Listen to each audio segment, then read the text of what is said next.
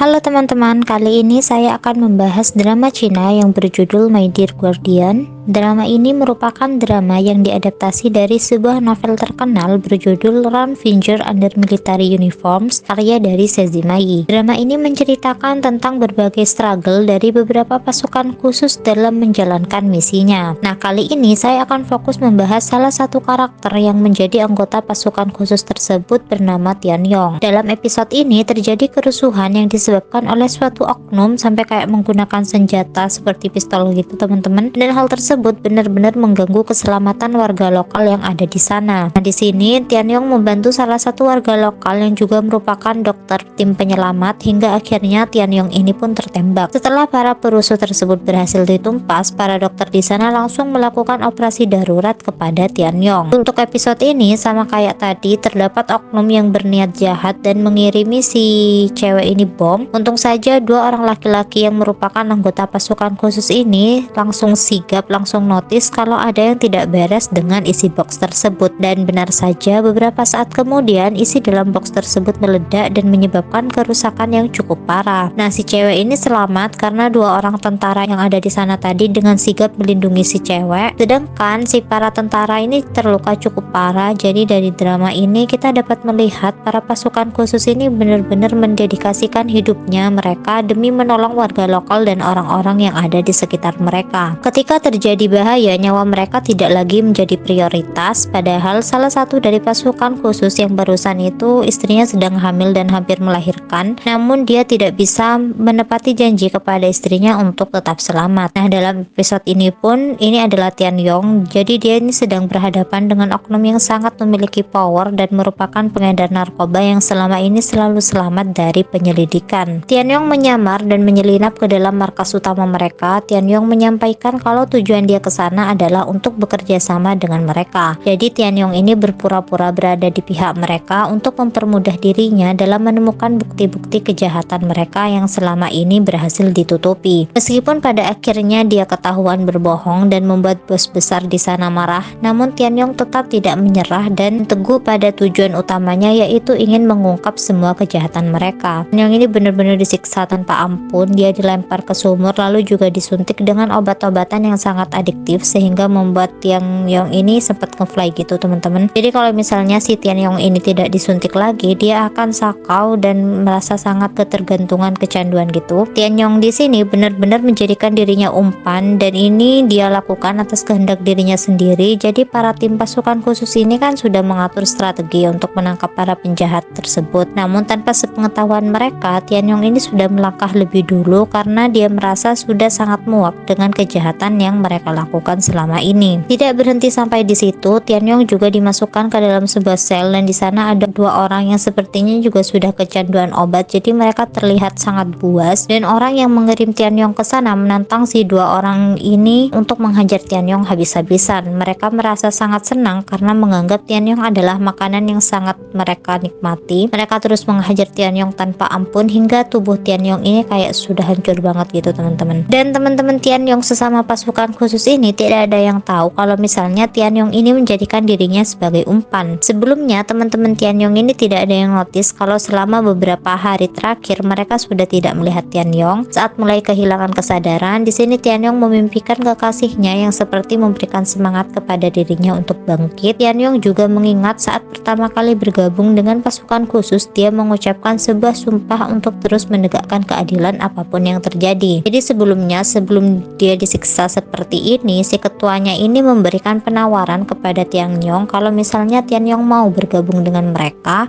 akan mengampuni Tian Yong. Nah, dalam sumpahnya Tian Yong juga ingat bahwa apapun yang terjadi, dia tidak akan pernah mengkhianati militer, dan hal-hal tersebutlah yang kemudian membangkitkan semangat Tian Yong untuk bangkit kembali dan memberikan perlawanan kepada mereka. Tian Yong tetap teguh pada pendiriannya. Perlawanan Tian Yong mampu membuat dirinya keluar dari dalam sel, dan dia segera pergi ke ruang perpustakaan untuk menemukan bukti, meski pada akhirnya dia tertangkap lagi. Karena kan obat yang disuntikan kepada dia di awal tadi itu benar-benar membuat tubuh Tian Yong ini lemah dan kecanduan parah. Tian Yong pun di sini juga sudah mulai gemetar dan menunjukkan bahwa efek obat yang tadi sudah menggerogoti organ Tian Yong lebih dalam dan lebih luas. Dalam kondisi seperti ini, Tian Yong ini masih bisa acting teman-teman. Dia itu masih bisa acting dengan sangat baik. Jadi di depan bosnya, Tianyong ini bersikap seolah dia sudah tidak mampu melakukan perlawanan apa-apa. Dan meskipun secara fisik Tianyong ini memang sudah sangat lemah, namun sebenarnya dia ini sudah memiliki bukti, teman-teman. Jadi ketika ke perpustakaan sebelum si bos dan pasukannya ini datang, Tianyong ini sudah menemukan buktinya gitu. Nah, tidak berhenti di situ, bosnya ini kembali menyuntikkan Tianyong dengan obat dan membawanya ke sel lagi. Di sana Tianyong ini sudah di tahap yang mengeluarkan busa gitu dari mulutnya, dan kondisi Tianyong ini di video dan dikirimkan ke anggota pasukan khusus yang lain. Jadi mereka memprovokasi para tentara khusus ini biar marah besar gitu, teman-teman. Para penjahat ini merasa sangat puas karena sudah merasa menang, namun tanpa mereka sadari saat memvideo Tianyong, Tianyong ini memberikan kode dengan menggerakkan tangannya yang menunjukkan kode tertentu, dan kode tersebut adalah kunci dari bukti-bukti kejahatan mereka selama ini. Setelah video tersebut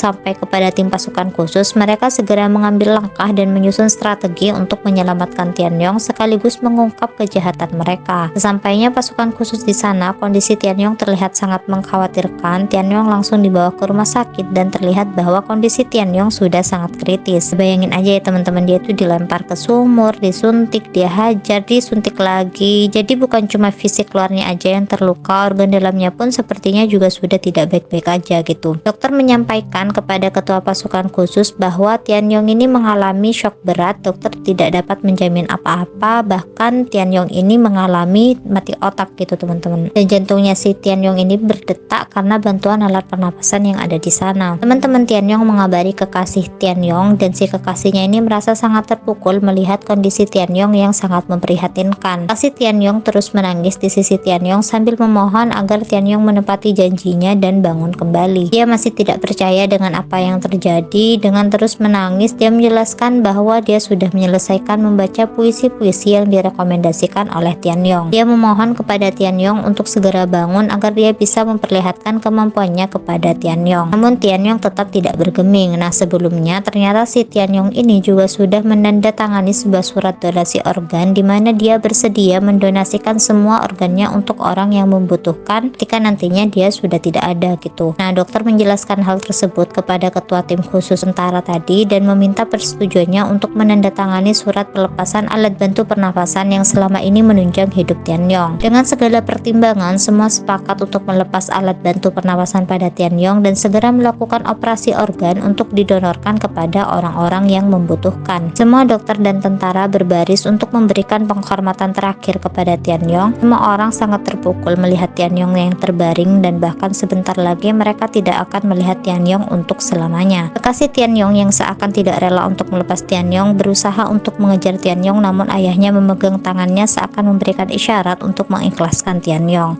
Oke teman-teman, mungkin segitu dulu dari aku. Terima kasih banyak. Bye-bye.